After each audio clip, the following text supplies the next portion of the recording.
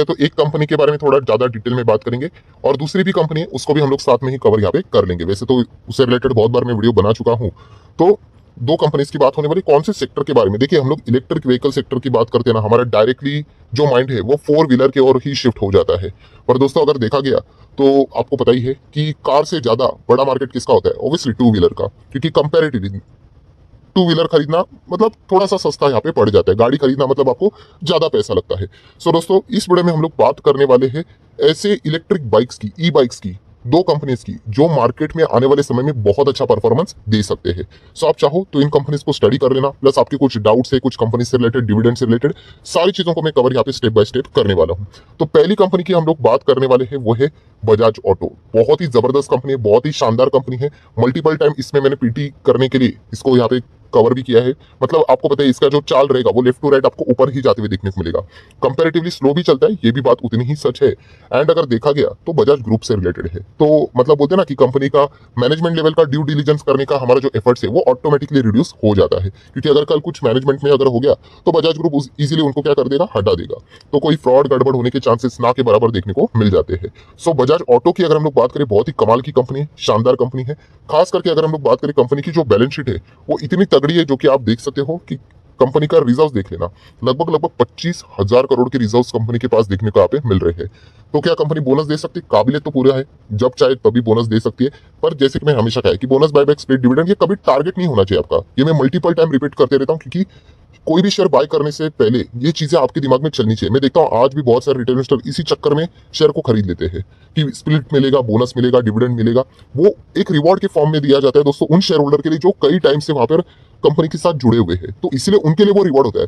But सिर्फ जो dividend देखने कर एंट्री कर लेता है उनको क्या मिलेगा? कुछ भी नहीं मिलेगा, क्योंकि अल्टीमेटली एक्स डिविडेंड के वक्त जितना भी शेयर प्राइस रहेगा उसमें से उतना प्राइस रिड्यूस हो जाता है। ठीक है, देन दोस्तों बात करेंगे इस कंपनी की सबसे खासियत बात, जीरो।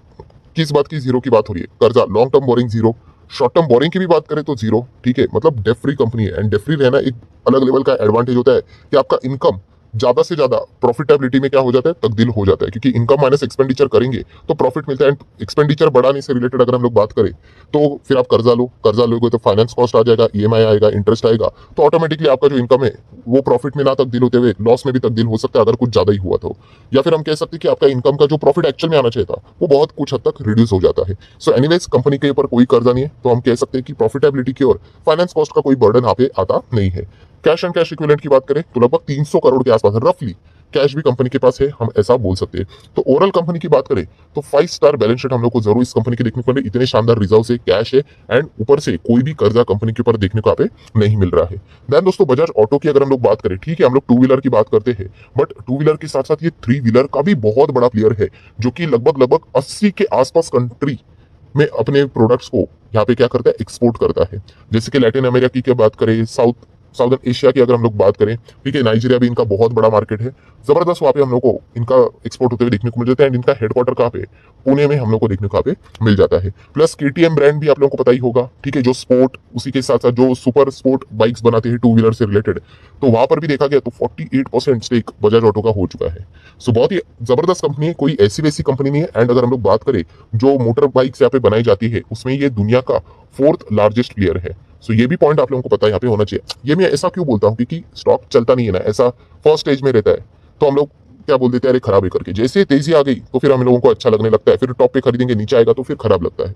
तो इसलिए आप चाहो तो इसको अभी स्टडी यहाँ पे कर सकते हो। बहुत ही शानदार कंपनी है, 1.25 लाख करोड़ का मार्केट कैप है इसमें, राइट। तो ये एक पॉइंट भी आप यहाँ पे देख सकते हो। एंड जब से निफ्टी 50 क्रिएट हुआ था ना, ठीक है, निफ्टी की शुरुआत हुई थी 90s के जमाने में, 50 शेयर्स तो ऐड किए होंगे, तब से लेके अभी तक बजाज ऑटो निफ्टी 50 का पार्ट है। सो कोई एरी गैरी नत्तू गेरी कंपनी नहीं है, बहुत शानदार कंपनी है। Return on equity, capital employed, जिन्होंने भी पैसा लगाया उनको डिसेंट रिटर्न दिए, फेस वैल्यू भी 10 का है। मतलब जब चाहे वो फ्यूचर में क्या कर सकते हैं, कॉर्पोरेट एक्शन से आपको फायदा यहाँ पे दिला सकते हैं। सो थ्री व्हीलर स्पेस में भी अगर हम लोग बात करें तो ये यहाँ पर भी वो मार्केट लीडर है बजाज ऑटो। अतुल ऑटो के साथ यहाँ पे कॉम्पिटिशन इसकी चलती रहती है। एंड बजाज ऑटो देखेंगे तो बहुत बड़ी कंपनी है, अतुल ऑटो तो बहुत ही छोटी है एकदम, मतलब nano cap type, micro cap type आप कंपनी चाहो तो बोल सकते हो। कंपनी के रिजल्ट भी बहुत ही हम लोग को इंप्रेसिव देखने को मिल जाते हैं। अगर आप कंपनी का पीएनएल भी देखोगे पिछले 3 साल का, तो 4 से 6 हजार करोड़ के आसपास कंपनी का नेट प्रॉफिट हम लोग को जाते हुए देखने को यहाँ पे मिल रहा है। सो जरूर कंपनी बहुत ही शानदार परफॉर्मेंस यहाँ पे दे रही। कंपनी का सेल्स ग्रोथ अच्छा है, कंपाउंडेड प्रॉफिट ग्रोथ की भी अगर हम लोग बात करें, CAGR की बात करें एंड रिटर्न ऑन इक्विटी की भी बात करें, सब कुछ हम लोग को बढ़िया एक डिसेंट परफॉर्मेंस देते हुए देखने को यहाँ पे मिल रहा है। देन अगर शेयर होल्डिंग पैटर्न की बात करें तो हम चेक कर सकते हैं कि प्रमोटर की होल्डिंग कितना था, फिलहाल 53.77 था, देन 54.84 हो गया, थोड़ा सा बढ़ गया, देन 54.99 हो गया, थोड़ा सा और बढ़ गया। अगर आपको ये लगता है कि सर बस 84 का 99 तो हुआ है, इसमें कौन सी बड़ी बात है, बहुत बड़ी बात है भाई। इसमें बहुत सारे शेयर्स रहेंगे, करोड़ों करोड़ों का माल उठाया जाता है यहाँ पे, तब जाके वो पॉइंट चेंज होते हैं। देन अगर हम लोग बात करेंगे FIs भी आप चेक कर सकते हो, लगभग 12% के आसपास है, DIs भी लगभग 10-12% के आसपास है, गवर्नमेंट ना के बराबर है, ठीक है, एंड पब्लिक 20% के आसपास है। मतलब शेयर होल्डिंग पैटर्न भी वेल हम लोगों को मतलब डिस्ट्रीब्यूटेड देखने को यहाँ पे मिल रहा है। सो बहुत ही अच्छा परफॉर्मेंस कंपनी का पहले भी था शेयर होल्डिंग पैटर्न के हिसाब से, आज भी देखने को यहाँ पे मिल रहा है। देन जो लोग ये सवाल पूछ रहे हैं, सर देखिए 140 रुपए का डिविडेंड दिया, एक्स डेट कब है, 30 जून, ठीक है, ये इसका एक्स डेट है। इसके पहले भी हम लोगों ने पिछले साल भी 2022 में 30 जून ही देखा था, तभी भी 140 का ही डिविडेंड था, 2021 में भी 140 का ही डिविडेंड था, ठीक है। सो 140 का डिविडेंड इस वक्त भी दिया है। कब है, 30 जून, मतलब उसके पहले अगर आप 29 जून को अगर शेयर को खरीद लेते हो, यस, आपको 140 रुपए का डिविडेंड अपने अकाउंट में क्रेडिट होते हुए देखने को मिल जाएगा। जो लोग सवाल पूछ रहे हैं उस हिसाब से मैं जवाब दे रहा हूँ, जैसे कि मैंने खुद बोला है कि डिविडेंड के चक्कर में कभी शेयर खरीदना होता नहीं है। चेक कर लेना 29 जून को क्या मार्केट ओपन है, अगर सैटरडे संडे रहेगा तो उसके पहले का ट्रेडिंग डे जब भी मार्केट चालू रहेगा, फिर वहां पे आप जाके क्या कर सकते हो, बाइंग कर सकते हो, तब जाके आप डिविडेंड के लिए एलिजिबल यहाँ पे हो जाओगे। ये उन लोगों के लिए सवाल का जवाब मैं दे रहा था जो यहाँ पे लोग वो पूछ रहे थे, ठीक है। सो मैं इतना ही कहना चाहूंगा, बजाज ऑटो बहुत अच्छा परफॉर्मेंस दे रहा है। प्लस इलेक्ट्रिक व्हीकल की अगर हम लोग बात करें तो उन्होंने चेतक के साथ इसकी शुरुआत यहाँ पे की है, एंड इससे रिलेटेड जो प्लांट है दोस्तों वो भी पुणे में सेटअप किया है, ठीक है, क्योंकि जो बजाज ऑटो की जो शुरुआत भी हुई थी ना, वो 1970 में, वो चेतक के साथ ही यहाँ पे हम लोग को होते हुए देखने को मिला, एंड वो भी पुणे में ही हुई थी। तो इसीलिए यहाँ पे वो चाहते कि इलेक्ट्रिक व्हीकल से रिलेटेड भी इसकी शुरुआत वहीं से हो जाए जहां से उनको सक्सेस मिली थी, पुणे से। सो ये भी चीजें हम लोग को देखने को मिल रही है। तो ओवरऑल स्ट्रक्चर क्या है दोस्तों बताने का, कि बजाज ऑटो इस कंपनी को आप निगलेक्ट नहीं कर सकते। इलेक्ट्रिक व्हीकल में भी कंपनी बहुत अच्छी तरीके से काम करती हुई देखने को आप मिल रही है, तो इस पॉइंट को आप लोगों ने जरूर नोट करके यहाँ पे रखना चाहिए। 5 साल का डेटा देखोगे कुछ इतना खास नहीं, ठीक है, फिर भी 65% की रिटर्न से इसमें भूलना मत। इसी 5 साल में 2018 वाला पैनिक मोड उनको झेलना पड़ा। 2018 में देखा गया तो ये स्टॉक इतना ज्यादा गिरा नहीं, कंसोलिडेशन में फेज में चला गया, बट बाद में कोविड ने इसकी कमर तोड़ दी। अभी हर किसी स्टॉक की कमर तोड़ी थी, बट अल्टीमेटली आज स्टॉक हम लोग को टॉप लेवल पे ट्रेड करते हुए देखने को यहाँ पे मिल रहा है। इसके पहले भी मल्टीपल टाइम इसको कवर किया था, जो कि आपको पता ही है कि मल्टी ईयर जब ब्रेकआउट्स हो जाते हैं, जो लेवल्स रेसिस्टेंस टूट जाते हैं, तो स्टॉक अच्छा खासा मोमेंटम में आ जाता है। सो वहां से अभी तक आप देख सकते हो कंपनी ने अच्छा परफॉर्मेंस यहाँ पे दिखाया है। ये इसके पहले हम लोगों ने 2018-20 के रेंज में भी दिखा था कि यहाँ पे कंपनी ने लेवल को तोड़ा था, उसके बाद आप देखिए एक बहुत ही शानदार तेजी देखने को मिली थी। तो ये बेसिक लेवल होते हैं दोस्तों, इस लाइन को अगर कभी भी ब्रेक होता है आप देख लेना, अच्छी तेजी आ जाती है, प्रोवाइडेड वो कंपनी भी अच्छी होनी चाहिए। ऐसा नहीं किसी भी स्टॉक में चले जाओ करके। तो बजाज ऑटो तो बहुत ही जबरदस्त कंपनी है, आप चाहो तो इसको स्टडी कर सकते हो। देन दोस्तों सेकंड कंपनी जिससे रिलेटेड हम लोग ज्यादा टाइम वेस्ट नहीं करेंगे, आज ये स्टॉक कितने पे, 1300 पे। आपको जस्ट मैं ओल्ड वीडियो दिखाना चाहूंगा दोस्तों, जब इस कंपनी में टर्न अराउंड देखने को मिल रहा था, लिंक ऊपर आई बटन पे, इसके नंबर इतने खतरनाक थे, मतलब इतने सॉलिड थे, इतने सॉलिड थे, इतने सॉलिड कि आप मतलब देखकर ही पागल हो जाओगे, इतने जबरदस्त नंबर थे। और प्लस कंपनी अपने पूरे ब्रेकआउट के करीब थी।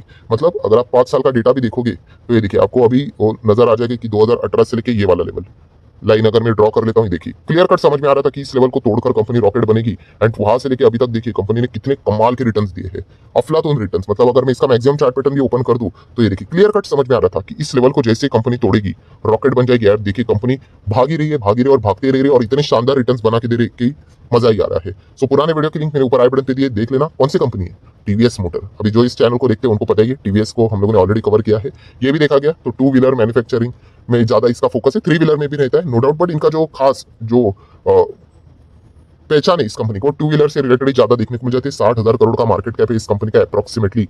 एंड अगर हम लोग यहाँ पे देखेंगे कंपनी का जो परफॉर्मेंस भी रहा है पीएनएल का, पहले 600-700 करोड़ का था, जो अभी 1300 करोड़ तक जाते हुए देखने को मिल रहा है। शेयर होल्डिंग पैटर्न भी देख सकते हैं, 50%, एफआईएस के पास 17%, डीआईएस के पास 24%, पब्लिक के पास केवल 8%। सो ये मल्टीपल टाइम इन कंपनीज को मैं कवर कर चुका हूं, तो इसलिए ज्यादा टाइम वेस्ट नहीं करना चाहूंगा। टीवीएस मोटर भी अफलातून कंपनी, ये भी ई बाइक में बहुत ही जबरदस्त काम कर रहे हैं, बहुत बड़ा फंडिंग उठाने का प्लानिंग चल रहा है इनका, राइट। अगर वो फंडिंग उठा लेते हैं प्रॉपरली, उनकी इलेक्ट्रिक व्हीकल से रिलेटेड, ई बाइक से रिलेटेड अलग से एक सब्सिडरी है, सो वैल्यूएशन समवेयर अराउंड 20-25-30 हजार की करोड़ के आसपास बैठ रहा है। सो जिस दिन वो सक्सेसफुली वो फंडिंग उठा लेंगे, किस वैल्यूएशन के ऊपर उठाते हैं वो देखना पड़ेगा। ये कंपनी और भी हम लोग को अच्छी तरीके से वर्क करते हुए देखने को मिल जाएगी। तो ये 2 कंपनियां दोस्तों जरूर इनको रडार के ऊपर रखना। हम लोग हमेशा 4 व्हीलर की बात करते हैं एंड 2 व्हीलर सेक्टर को निगलेक्ट कर देते, तो उस हिसाब से आप चाहो तो इनको स्टडी यहाँ पे कर सकते हो। सो अगेन कहना चाहूंगा ये स्टडी पर्पस के लिए वीडियो था, कोई रिकमेंडेशन नहीं। बहुत सारे लोग बस वीडियो देखकर ही बाइंग सेलिंग कर लेते हैं, ऐसा नहीं करना चाहिए। एजुकेशनल पर्पस से रिलेटेड पूरा कंटेंट यहाँ पे मैं बनाता हूँ। सो वीडियो अच्छा लगे तो चाहो तो लाइक एंड शेयर कर सकते हो।